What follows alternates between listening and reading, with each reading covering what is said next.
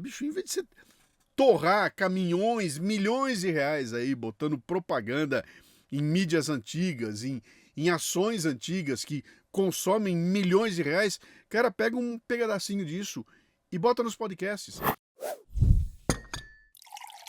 Bom dia, boa tarde, boa noite, meu nome é Luciano Pires e este é o seu cafezinho.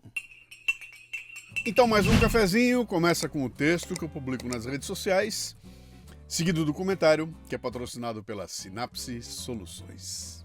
A Synapse Soluções é especialista em levar automação para máquinas, indústrias, secadores de grãos e também no controle de temperatura de silos e armazéns. Eu fui visitá-los em Campo Grande e pude ver a base sólida em engenharia elétrica e no desenvolvimento de software dos caras, meu. Com uma equipe engajada e super qualificada, a Synapse mergulha dentro dos problemas dos clientes para criar soluções personalizadas. De aplicativos para celular até sistemas completos de gestão de dados, tudo pensado para atender exatamente o que cada cliente precisa. Na Synapse, os desafios são vistos como oportunidades para inovar. Confira lá no @Synapse Soluções, onde a inovação e excelência se encontram. Baixei o The Fandom Phenomenon, o relatório produzido pela Wondery, em parceria com a Dentsu e a Edison Research, que explora o poder dos fãs de podcasts e como eles podem impulsionar marcas.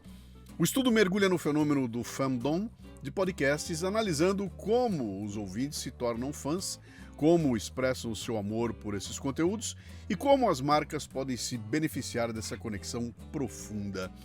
Fandom é um termo que surgiu no começo lá do século XX, que usa fã ou fanáticos, né?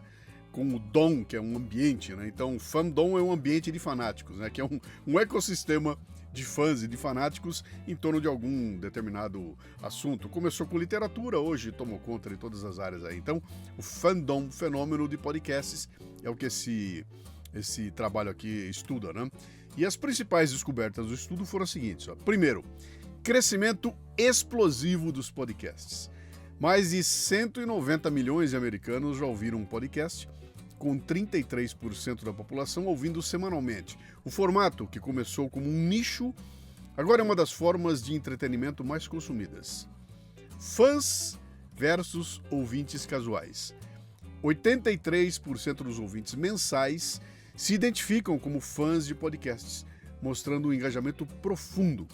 Esses fãs tendem a ser mais jovens, entre 25 e 44 anos, e consideram os podcasts parte de sua rotina diária. Conexão emocional. Os fãs de podcasts desenvolvem uma conexão íntima com os hosts, sentindo-se como se fossem amigos. Essa relação de confiança e autenticidade é um dos principais motivos pelos quais os ouvintes se tornam fãs. Expressão do fandom. Os fãs não apenas ouvem podcasts, mas também os apoiam de várias formas, como comprando produtos relacionados, participando de eventos ao vivo e engajando-se nas redes sociais. 68% dos fãs seguem podcasts nas redes sociais e 27% pagam por conteúdo exclusivo. O impacto nas marcas. Os fãs de podcasts são leais e valorizam anúncios relevantes e autênticos. 67% dos fãs prestam mais atenção nos anúncios de podcasts do que em outros meios. E 55% são mais propensos a considerar um produto se for recomendado pelo host. Expansão para outras mídias. Podcasts estão se tornando franquias com adaptações para TVs, jogos, livros e até brinquedos. Isso mostra o potencial do fandom de podcasts para transcender o formato de áudio e impactar outras áreas de entretenimento.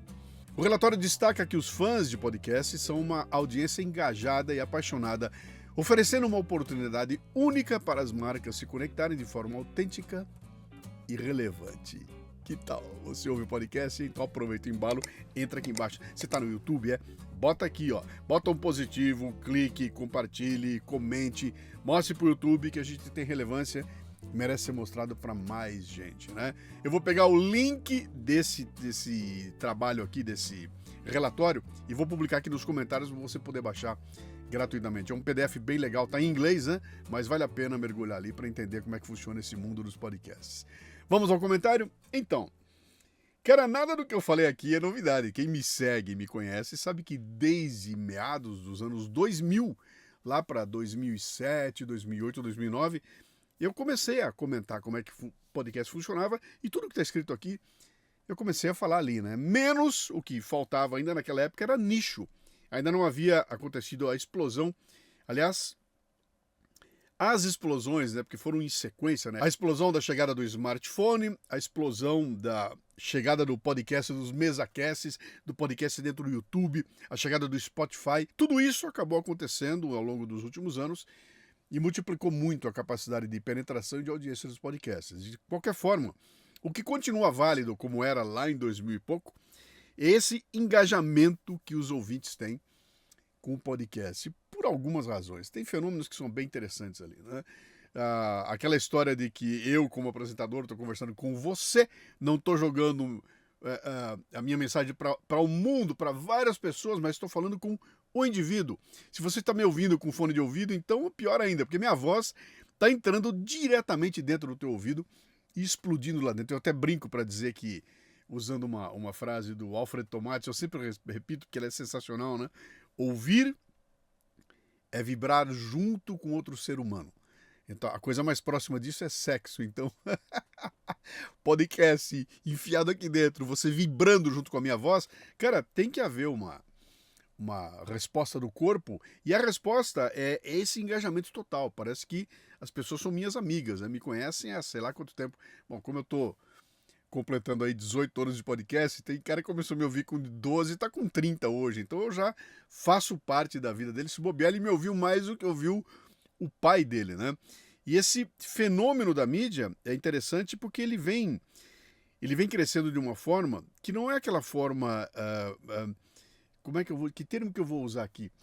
Não é aquela coisa que aparece, que tem mil brilhos, que tem aquela puxação de saco. Não, ele vai devagarinho. Especialmente os podcasts que estão na linha que eu faço. A maioria deles são áudio. A gente chama de podcast raiz. Eu não estou fazendo uma live no YouTube para depois publicar como podcast. Eu faço a maioria dos podcasts em áudio. E eles vão no undervertising, vão por baixo do pano e vão ganhando uma capilaridade. E de repente acontece aquele fenômeno de eu ir fazer uma palestra no interior da Paraíba e na plateia lá tem 10, 15, 20, 30 caras que me escutam, né? E a gente atinge o mundo inteirinho. Então tem um fenômeno interessante que ele indo quietinho, ele não tem aquele brilho, aquela coisa da fama, né? Eu saio andando na rua, ninguém me conhece, né? Mas a minha voz e o podcast está na cabeça de milhões de pessoas. Isso evidentemente traz algum impacto para quem vem apoiar podcast. É por isso que eu não me conformo, cara. Até hoje, 18 anos depois, eu continuo trombando na parede quando vou buscar patrocinador. Vou falar pros caras, falo, bicho, em vez de você torrar caminhões, milhões de reais aí, botando propaganda em mídias antigas, em ações antigas que consomem milhões de reais, cara, pega um pedacinho disso e bota nos podcasts.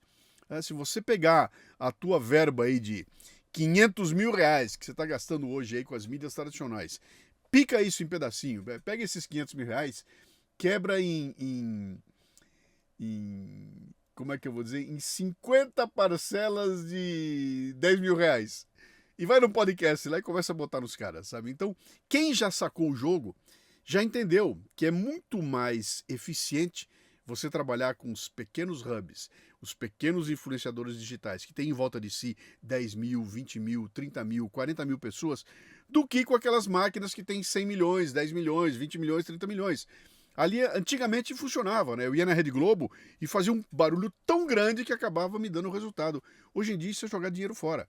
Quando você vem num cara como o Café Brasil, como eu aqui, por exemplo, que tem em torno de mim uma audiência pequena, mas extremamente engajada, cara, a eficiência do que se coloca aqui em termos de comunicação é muito maior. Bom, tem meus patrocinadores aí que me contam cada história que é de rachar o bico, né? A mais recente, que eu morri de dar risada, foi com o pessoal da Santa Carga, que patrocina lá o Café Brasil, né?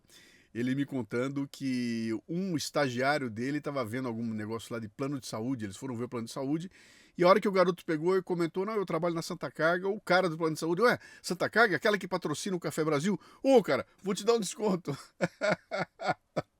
Aí você fala, Cara, da onde vem isso? Vem daquela história de que é um conceito, cara, eu gosto tanto desse podcast que eu quero ser simpático a quem vem patrocinar o podcast. Então, esse tipo de relação, esse tipo de ação, isso vai muito além do que simplesmente uma troca comercial, cara. Não é assim. Você está lidando com fandom.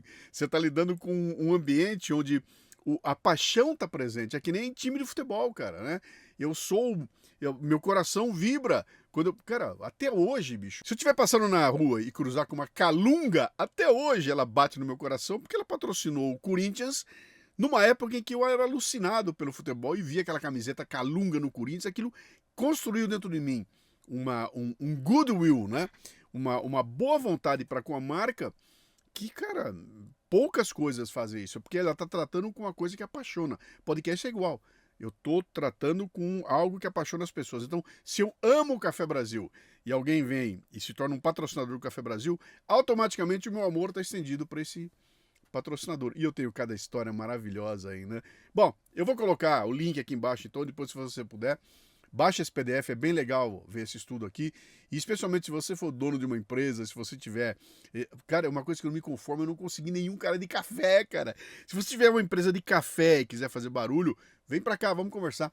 Venha patrocinar também o Café Brasil, porque faz parte aqui, sabe, desse esforço da gente furar bolhas e levar adiante para as pessoas não só aquela coisa de que eu só participo com você se eu ganhar dinheiro. Eu tô além disso, cara. Eu quero saber o seguinte, eu participo com você se você estiver na minha tribo, se você compartilhar comigo o teu gosto, se você estiver disposto a fazer parte do meu fandom aqui, cara. Vem pra cá. Aqui a gente adora coisas que tem qualidade, coisas nutritivas, né?